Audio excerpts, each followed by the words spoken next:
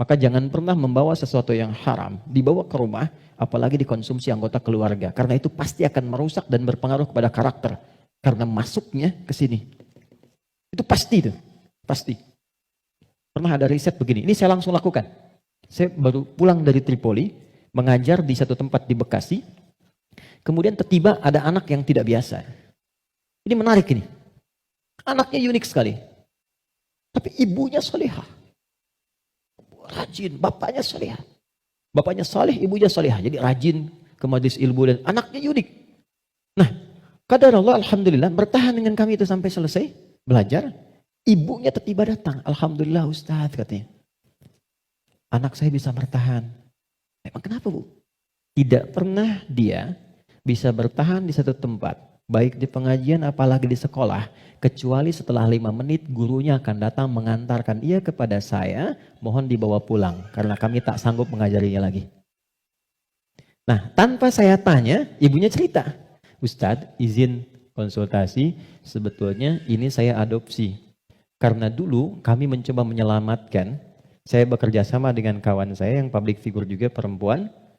Menyelamatkan 2 anak kembar. Dari perilaku orang tua yang ayahnya pencuri, ibunya suka mabuk. Jadi begitu sedang mengandung, ibunya masih minum minuman yang diharamkan itu. Maka itu berpengaruh kepada janinnya, lahir ia. Nah mengeluarkan itu nggak mudah tuh, karena sudah menjadi daging. Maka harus disupport lagi dengan yang halal, ditanamkan lagi yang baik-baik supaya keluar itu.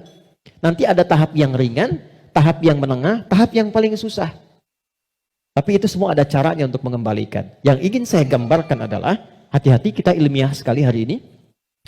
Ini bawaan dari gabungan fisik sifatnya fujur, yang ini roh membawa sifat takwa. Karena takwa yang bening bercampur dengan fujur, maka merubah keadaan roh. Yang tadinya murni seperti biasa, karena roh membawa sifat takwa, nyampur jadi ini, bercampur dengan fujur. Maka merubah nama roh kemudian menjadi nafas. Pelan-pelan, pelan-pelan.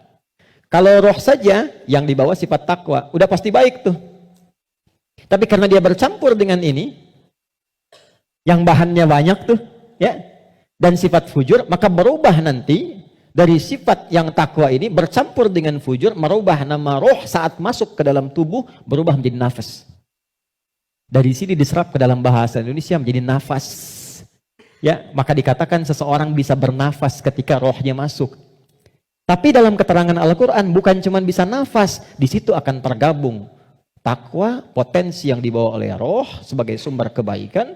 Di sini ada fujur, potensi yang dibawa oleh fisik, ya, yang kadang-kadang menjadi lawan daripada sifat kebaikan. Pelan. Sampai di sini bisa dipahami? Artinya apa? Artinya, maaf, di dalam diri kita ini, siapapun manusianya, pasti ada potensi kebaikan. Ini sifat dasar manusia itu baik. Itu sifat dasarnya. Nggak ada yang nggak baik. Makanya, maaf, sepencuri-pencurinya pencuri, sebetulnya hatinya menolak. Ketika akan mencuri, pasti hatinya menolak itu. Itu salah. Karena itu pencuri nggak mau dicuri. Coba kalau 3 orang mencuri, yang satu misalnya menyembunyikan hasil curiannya, maka bosnya akan berkata, maling kamu. Padahal mereka baru maling gitu kan. Ya? Oke, pelan-pelan ya. Jadi singkatnya, di dalam diri kita terkumpul semua potensi kebaikan yang dibawa oleh roh. Dan saat yang bersamaan, ada potensi yang dibawa oleh fujur dari fisik. Ada di sini, ini lawannya. Nah, yang menarik begini, ini potensi takwa ini, akumulasi semua kebaikan, kita sebut dengan sumber positif, gini. Yang ini, didesain oleh Allah sebagai lawannya, kita sebut kutub negatif begini, fujur. Pelan-pelan ya. Dan ini sudah menjadi hikmah kehidupan. Apapun yang bisa bergerak akan selalu ditemukan positif dan negatif. Anda beli robot-robotan pakai baterai, pasti ada kutub positif dan negatif kan? Ya kan? Proton dan neutron. Dalam proton nanti ada neuron dan macam-macam, ada partikel, ada atom dan sebagainya. Jelas ya? Ini semua hukumnya sudah begitu. Ini hukum kehidupan. Tapi kaitan dengan diri kita, ini yang harus kita sadari. Saya turunkan ke sini untuk lebih mudah. Nafas, di sini ada takwa, semua kumpulan sifat baik, jujur, rendah hati, kemudian sabar, dan seterusnya. Saat yang bersamaan, di sini ada lawannya, sifat fujur. Jadi kalau teman-teman di sini menemukan jujur, di sifat fujur itu ada dusta.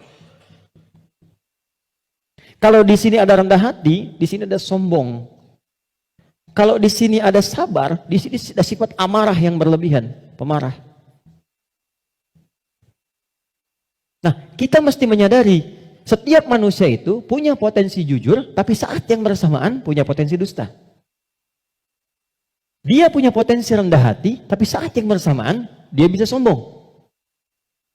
Nah, yang paling menarik adalah bagaimana kita bisa mengendalikan ini sehingga yang keluarnya selalu yang baik. Dan yang ini bisa kita tutup, bisa kita tekan sehingga tidak muncul ke permukaan. Nah, inilah inti pembahasan kita yang akan kita turunkan. Saya ingin fokuskan betul pada apa yang akan saya terangkan saat ini. Jadi yang barusan muqaddimah ya. Sekarang kita mulai ke intinya. Saya ingin berikan penjelasan dari akarnya dulu supaya kita paham tentang diri kita. Jelas sampai di sini? Halo? Jelas ya? Oke.